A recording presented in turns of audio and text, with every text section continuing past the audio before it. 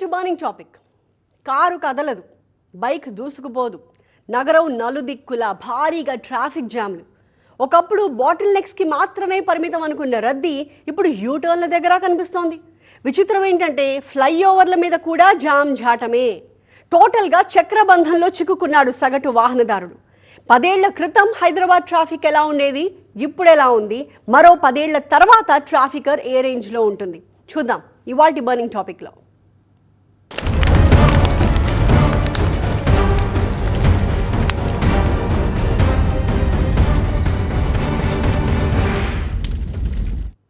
Peak అవర్స్లో Secunderabad Paradise సర్కిల్ని దాటడం అంటే పెద్ద సాహసం చేసినట్టే. దాన్ని తప్పించుకోవడానికి చుట్టూ తిప్పుకుని మరో 4 కిలోమీటర్లు ఎక్స్ట్రా జర్నీకైనా సిద్ధపడతాడు సగటు వాహనదారుడు. మలక్పేట్ నుంచి చాదర్ఘాట్ సిగ్నల్ దగ్గర వెయిటింగ్ని భరించలేక ఆ రూట్ని అవాయిడ్ చేసేవాళ్ళు వేలల్లో ఉంటారు. ఓల్డ్ సిటీ రోడ్లోకి వచ్చి వయా చంచల్గూడ జైల్ రూట్లో వెళ్ళి హమ్మయ్య అనుకుంటారు. ఇలా ఒరిజినల్ రూట్లు పక్కకి పెట్టి పెట్రోల్ ఖర్చు పెరిగినా పర్వాలేదు అనుకుని లాంగ్ రూట్లో వెళ్ళేవాళ్ళు ఎంతోమంది. టైం సేవ్ కావడమే కాదు, నిమిషం ఒక నరకంగా అనిపించే వెయిటింగ్ని తప్పించుకోవచ్చు. భాగ్యనగరంలో ట్రాఫిక్ కష్టాన్ని కొలవడానికి మాటలు సరిపోవంటే నమ్మండి.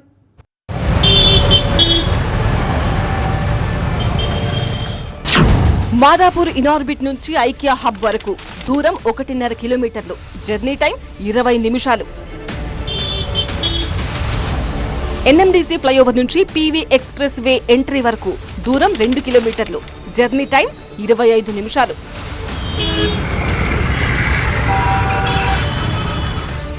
మలక్పేట్ యశోద హాస్పిటల్ నుంచి చాదర్ఘాట్ సిగ్నల్ వరకు దూరం 2.3 కిలోమీటర్లు, జర్నీ టైం మాత్రం అరగంట. పంజగుట్ట ఫ్లైఓవర్ నుంచి పెరేడ్ గ్రౌండ్స్ బ్రిడ్జ్ వరకు దూరం 6.5 కిలోమీటర్లు, జర్నీ టైం గంటన్నర. పీక్ అవర్స్ లో భాగ్యనగరంలో సిచ్యువేషన్ ఇది. క్రూషియల్ రోడ్స్ లో ట్రాఫిక్ ఎంత థిక్ గా ఉంటుందో, వెహికల్స్ బయటికి తీస్తే గమ్యం చేరేలోగా ఎంత నరకం కనిపిస్తుందో దీన్ని బట్టి అర్థమవుతోందిగా. సగటు హైదరాబాదీకి రెగ్యులర్ గా దొరికే బోనస్ కష్టం ఇది. సిగ్నల్స్ దగ్గర ఏ వాహనదారుణ్ణి కదిలించినా ఆన్సర్ ఒక్కటే, నరకం కనిపిస్తోంది బ్రో అని.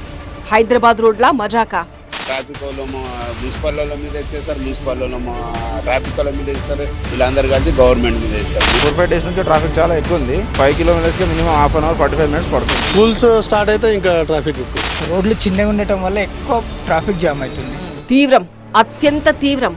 ట్రాఫిక్ కష్టాన్ని ఇలా విడదీసి లెక్కలేస్తోంది ట్రాఫిక్ కంట్రోల్ డిపార్ట్మెంట్. అంటే నార్మల్ అనే పరిస్థితే లేదని అర్థం.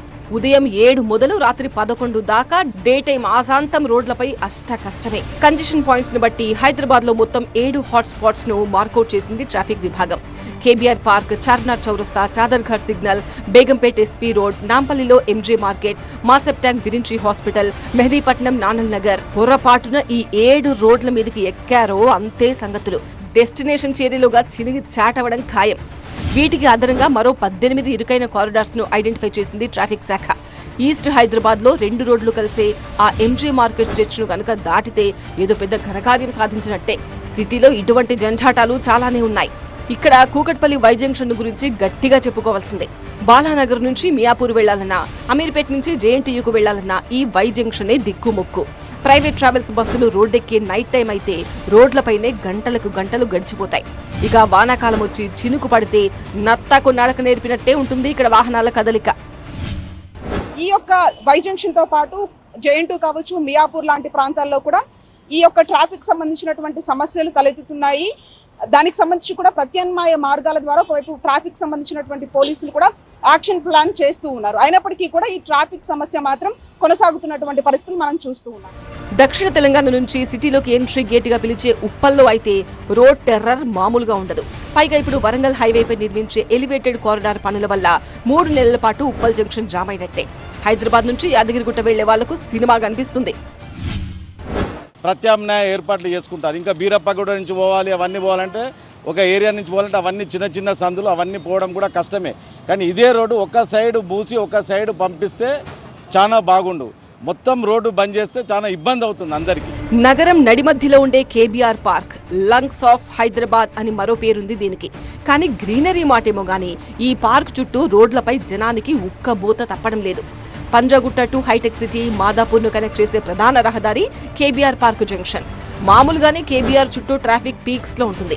ఇప్పుడు హెచ్సిటీ ప్రాజెక్ట్ కింద జరిగే ఫ్లైఓవర్, అండర్ పాస్ల నిర్మాణ పనులతో ఈ రోడ్లు కిక్కిరిసిపోయాయి.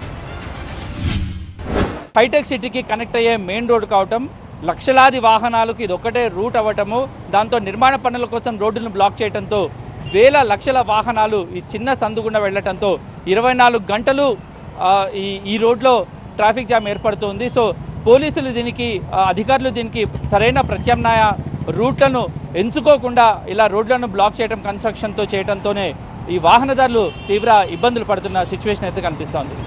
సిటీలోని మెయిన్ రోడ్లే కాదు, సిటీ శివారు ప్రాంతాలైన నార్సింగి, కోకాపేట్, రాయదుర్గం, షేక్పేట్లలో కూడా అదే ఫికర్. చుక్కలు కనిపిస్తున్నాయి వాహనదారుడికి. ఐటీ ఎంప్లాయీస్ ఎక్కువగా తిరిగే ఈ రూట్లో వీక్ డేస్లో ట్రాఫిక్తో టెర్రరే. గంట 2 గంటల ముందు బయలుదేరితే తప్ప గమ్యం చేరుకునే ఛాన్సులు లేవు. నార్సింగి, లంగర్ హౌస్, నానక్రామ్ కూడా కోకాపేట్ రూట్లో కంటిన్యూ అవుతూనే ఉన్నాయి. ప్రతిరోజు కూడా నరక యాతన అనుభవిస్తున్నామనేది వాహనదారులు చెప్తున్నటువంటి పరిస్థితి ఇక్కడ కనిపిస్తుంది.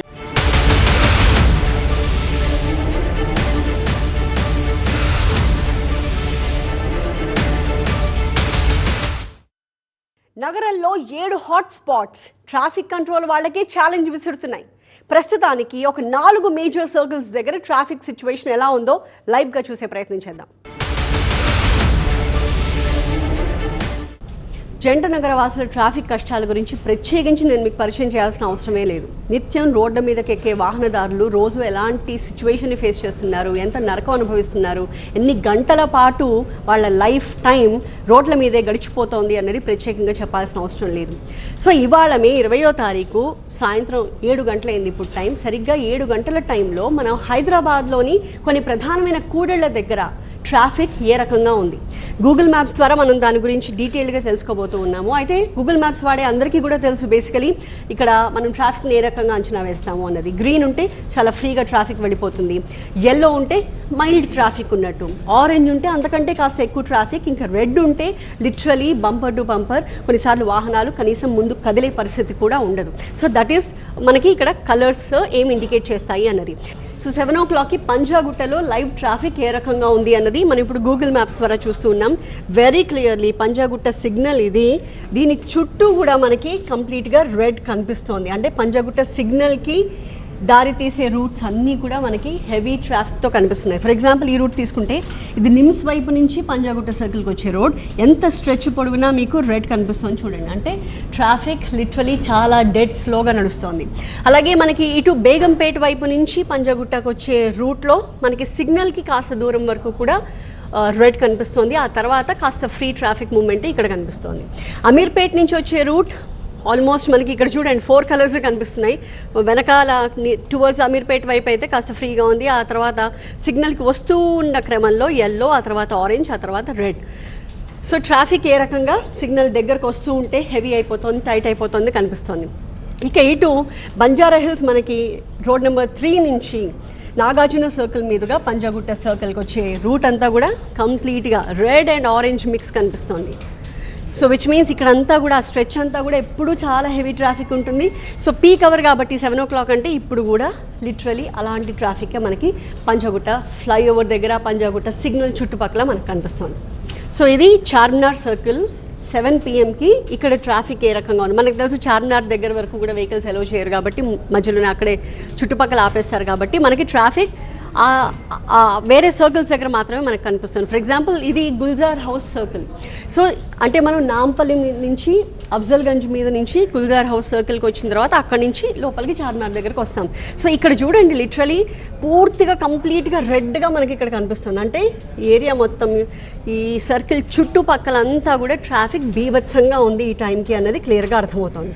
అలాగే కొంచెం ఇటువైపు వెళ్తే ఆపోజిట్ డైరెక్షన్లో న్యూ లాడ్ బజార్ చుట్టుపక్కల ఆ ఏరియా అంతా కూడా మనకి కంప్లీట్గా రెడ్, అంటే 2 డైరెక్షన్స్లో కూడా మనకి రెడ్ కలర్ కనిపిస్తుంది. విచ్ మీన్స్ హెవీ ట్రాఫిక్ ఆ సిగ్నల్ దగ్గర, ఆ చుట్టుపక్కల చార్మినార్ చుట్టుపక్కల కూడా కనిపిస్తుంది. బేగంపేట్ SP రోడ్ మీద సిచ్యువేషన్ ఏ రకంగా ఉంది, ఏమైనా ట్రాఫిక్ ఫ్రీగా ఉందా అని చెక్ చేస్తే గూగుల్ మ్యాప్స్ చాలా క్లియర్గా ఈ స్ట్రెచ్ కంప్లీట్గా రెడ్ కలర్లో మనకు కనిపిస్తుంది. Which means complete tight traffic అక్కడ నడుస్తుంది. ఈ రూట్లో యాక్చువల్లీ మనకి 4 ఫ్లైఓవర్స్ కనిపిస్తాయి. ఎందుకు అన్ని ఫ్లైఓవర్స్ కట్టారు అంటే ఈ ట్రాఫిక్ జంజాటం నుంచి కాస్త బయటపడేయడానికి ప్రయాణికుల్ని. కానీ సిచ్యువేషన్ మాత్రం ఏమీ మెరుగ్గా మనకి కనిపించట్లేదు. అన్ని ఫ్లైఓవర్స్ ఉన్నా ఇంత రెడ్గా కనిపిస్తుంది. అంటే ఇటు మనకి పంజగుట్ట వైపు నుంచి బేగంపేట్ మీద నుంచి మనం సర్దార్ పటేల్ రోడ్ మీద నుంచి వస్తాం. ఇటువైపు వెళ్తే మనకి ప్యారడైస్ ఫ్లైఓవర్, ఆ తర్వాత సికింద్రాబాద్ పరేడ్ గ్రౌండ్స్, ఇవన్నీ కూడా మనకి ఆ రూట్లో వస్తాయి. సో ఈ స్ట్రెచ్ అంతా కూడా కంప్లీట్గా జామ్ ప్యాక్డ్గానే ఉంది 7 PM-కి.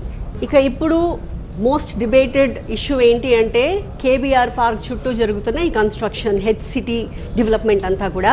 సో కేబీఆర్ పార్క్ దగ్గర రైట్ నౌ ట్రాఫిక్ ఎలా ఉంది అన్నది ఒకసారి మనం గమనిస్తే, ఎగ్జాక్ట్గా ఇది మనకి కేబీఆర్ పార్క్ ఎంట్రన్స్.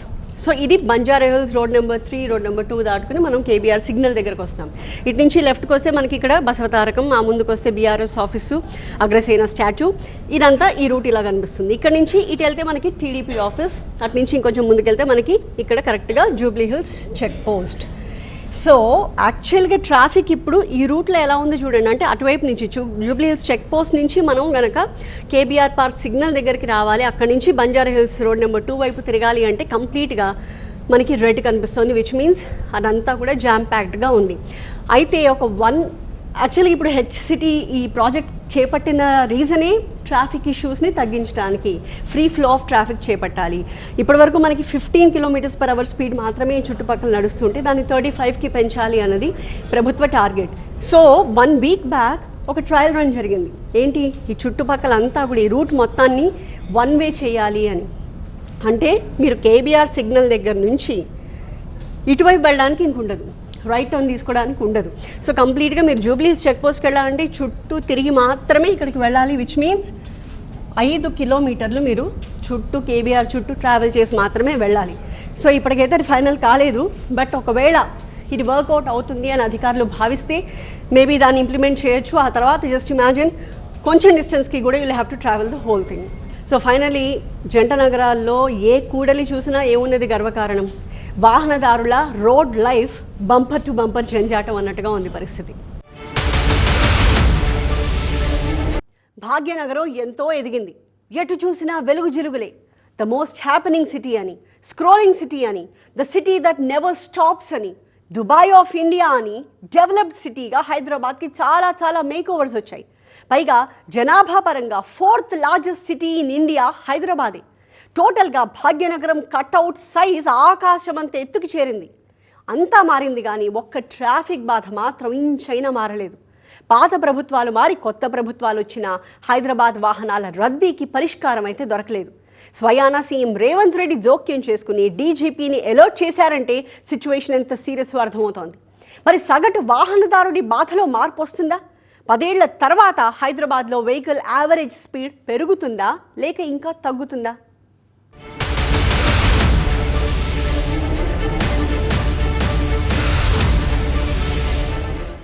అక్షరాల 94 లక్షల వాహనాలు ప్రతిరోజు హైదరాబాద్ రోడ్లపై తిరుగుతున్నాయి. రోడ్ ట్రాన్స్పోర్ట్ అథారిటీ లేటెస్ట్గా తేల్చిన లెక్కేది. అంటే ప్రతి 100 మంది జనాభాకి 70కి పైగా రిజిస్టర్డ్ వెహికల్స్ ఉన్నట్టు. ఏటా వాహనాల సంఖ్య పెరుగుతూనే ఉన్నా ట్రాఫిక్ నియంత్రణలో సక్సెస్ కొడుతున్నామని లెక్కలు చెప్తోంది ప్రభుత్వం. నగరంలో వాహన సగటు వేగం గంటకి 23 కిలోమీటర్లట. కానీ ఇది పేపర్ల మీద రాసుకునే లెక్క మాత్రమే.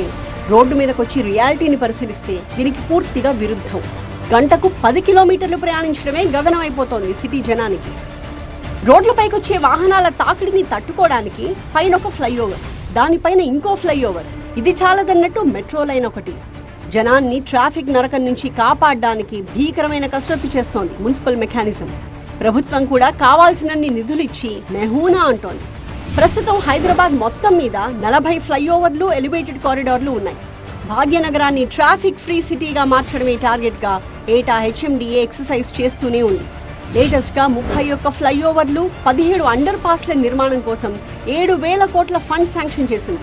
సైబరాబాద్ ఎక్స్పాన్షన్ కోసం, ఐటీ కారిడార్ జంక్షన్లను డెవలప్ చేయడం కోసం 384 కోట్లు ఖర్చు పెడుతోంది. సిటీలో 69 కిలోమీటర్ల నెట్వర్క్తో 3 మెట్రో రైల్ లైన్స్ నడుస్తున్నాయి. ఇంకో 162 కిలోమీటర్లకు విస్తరిస్తూ మెట్రో ఫేజ్ 2 ప్రపోజల్ స్టేజ్లో ఉంది. ఇంత జరిగినా మరో 10 ఏళ్ల దాకా హైదరాబాదీలకు ట్రాఫిక్ నరకం నుంచి విముక్తి లేనట్టేనని ఒక అంచనా వినిపిస్తోంది. రోజుకు కనీసం 2 గంటలు, అంటే వారంలో 5 వర్కింగ్ డేస్లో దాదాపు హాఫ్ డేని రోడ్డు మీదనే నష్టపోతున్నాడు వాహనదారుడు. ట్రాఫిక్ సిస్టమ్ ఇలాగే కొనసాగితే, వాహనాల సంఖ్య ఇదే రేంజ్లో పెరిగితే 2035 నాటికి ట్రాఫిక్ కష్టం కూడా ఇదే స్థాయిలో ఉంటుందట. ఎందుకంటే 10 ఏళ్ల క్రితం హైదరాబాద్లో ట్రాఫిక్ జామ్లు ఎలా ఇబ్బంది పెట్టేవో ఇప్పుడు కూడా అదే సిచ్యువేషన్ కనిపిస్తోంది. మరో 10 ఏళ్ల తర్వాత కూడా ఇదే రిపీట్ అయి 10 కిలోమీటర్ల ప్రయాణానికి సగటున 35 నిమిషాలు పడుతుంది. సో ఏడాదిలో దాదాపు 150 గంటలు ట్రాఫిక్లోనే ఇరుక్కుపోవడం గ్యారంటీ అన్నమాట. ప్రధాని మోదీ చెప్పినట్టు virtual meetings, work from home లాంటి ట్రెండ్ రిపీట్ అయితే తప్ప సిటీ జనానికి ట్రాఫిక్ టెర్రర్ నుంచి రిలీఫ్ లేనట్టే.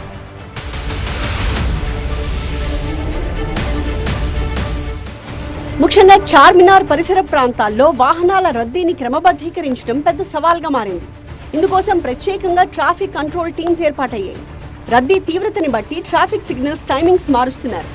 పాత బస్తీ పరిధిలో ఉన్న ఇరుకైన రోడ్లు, సరైన పార్కింగ్ వసతి లేని షాపింగ్ మాల్స్, నో పార్కింగ్ జోన్లలో వాహనాలు నిలపడం, ఇటువంటివన్నీ ట్రాఫిక్ జామ్లకు కొత్త పాత కారణాలు. పార్కింగ్ రోడ్ మీద పెట్టకుండా మనం మాక్సిమం ప్రయత్నం చేస్తున్నాం. మనకు 2 వీలర్ వెహికల్స్ ఉంటుంది. ఆ 2 వీలర్ వెహికల్స్లో మన ఆఫీసర్స్ వెళ్ళి ఆ పార్కింగ్స్ ఏమైనా ఉంటే దాన్ని తీస్తున్నారు. మ్యాక్సిమం మనకు ఫ్లో ఫాస్ట్గా ఉండేలాగా ఇంకా ఏమేమి చేయవచ్చు దాన్ని కూడా ఆలోచించి చూస్తున్నాము. కొన్ని ప్లేసెస్లో రాంగ్ సైడ్ డ్రైవింగ్ వస్తున్నారు. అట్లా కూడా మనకు వెళ్తున్న వెహికల్, రైట్ వేలో వెళ్తున్న వెహికల్ స్లో డౌన్ అవుతుంది. సో అలాంటి ప్లేస్లో కూడా కొత్తగా కెమెరాస్ ఇవన్నీ ఇన్స్టాల్ చేసి హాట్ స్పాట్స్ ఏముంది అక్కడ కూడా చేయడం జరిగింది. యూటర్న్స్ కూడా స్టడీ చేస్తున్నాము. ఎక్కడెక్కడ అన్వాంటెడ్ యూటర్న్స్ ఉంది, లేదంటే అన్సైంటిఫిక్గా యూటర్న్స్ ఉంది. ఈ యూటర్న్స్ కూడా మనం ఏది క్లోజ్ ఉండాలి, ఏది ఓపెన్ ఉండాలి అది కూడా పరిశీలిస్తాం. ట్రాఫిక్ నియంత్రణలో అడ్వాన్స్డ్ టెక్నాలజీని వాడుకునే ప్రయత్నంలో ఉంది తెలంగాణ సర్కార్. ట్రాఫిక్ సమస్యలపై ఫోకస్ పెట్టామంటున్నారు డీజీపీ సివి ఆనంద్. త్వరలో traffic management and road safety బ్యూరోని ఏర్పాటు చేసే ఆలోచన జరుగుతోంది. ట్రాఫిక్ కష్టానికి వీఐపీ కాన్వాయ్లు కూడా ఒక కారణం. ముఖ్యమంత్రి, మంత్రుల ఇళ్లుండే ప్రాంతాల్లో వాహనదారులకు చుక్కలు కనబడతాయి. తన కాన్వాయ్ ఎయిర్పోర్ట్కి వెళుతూ ఉండగా ఆపోజిట్ డైరెక్షన్లో వాహనాల్ని ఆపడాన్ని గమనించి సీఎం రేవంత్ రెడ్డి సీరియస్ అయ్యారు. వెంటనే డీజీపీతో రివ్యూ మీటింగ్ పెట్టి ట్రాఫిక్ ఫిగర్ పై క్లాస్ తీసుకున్నారు. క్లియర్ కట్ డైరెక్షన్స్ ఇచ్చేశారు. ఇప్పటికే స్కూల్ బస్సుల టైమింగ్స్ ని రెగ్యులరైజ్ చేయడం, ప్రైవేట్ ట్రావెల్స్ బస్సులకు ప్రత్యేక టైం లైన్ ఇవ్వడం లాంటి ఎక్సర్సైజెస్ మొదలైపోయాయి. వాటి అమలు తీరు మీద మానిటరింగ్ ఉందా లేదా అనేదే డౌట్. ఇక్కడే ఒక రిలీఫ్ ఇచ్చే పాయింట్ ఉంది. మిగతా నగరాలతో పోలిస్తే మన హైదరాబాద్ ఎంతో కొంత బెటర్. వాహనాల రద్దీ విషయంలో బెంగళూరు, పూణే, ముంబై ఇండియాలోనే టాప్ సిటీస్. బెంగళూరు అయితే ప్రపంచంలోనే 2వ అత్యంత ఎక్కువ ట్రాఫిక్ ఉన్న నగరం. అక్కడ కొన్ని ప్రాంతాల్లో అయితే 10 కిలోమీటర్లు కదలాలి అంటే కనీసం గంట సమయం పడుతుంది. అంటే ఏటా 168 గంటలు టైం వేస్ట్ అయిపోతుందన్నమాట. ఆ లెక్కన హైదరాబాద్ బెటర్ అన్నమాటేగా. ఇది వాటి బర్నింగ్ టాపిక్. మరొక అంశంతో మళ్ళీ కలుద్దాం. చూస్తూనే ఉండండి TV9.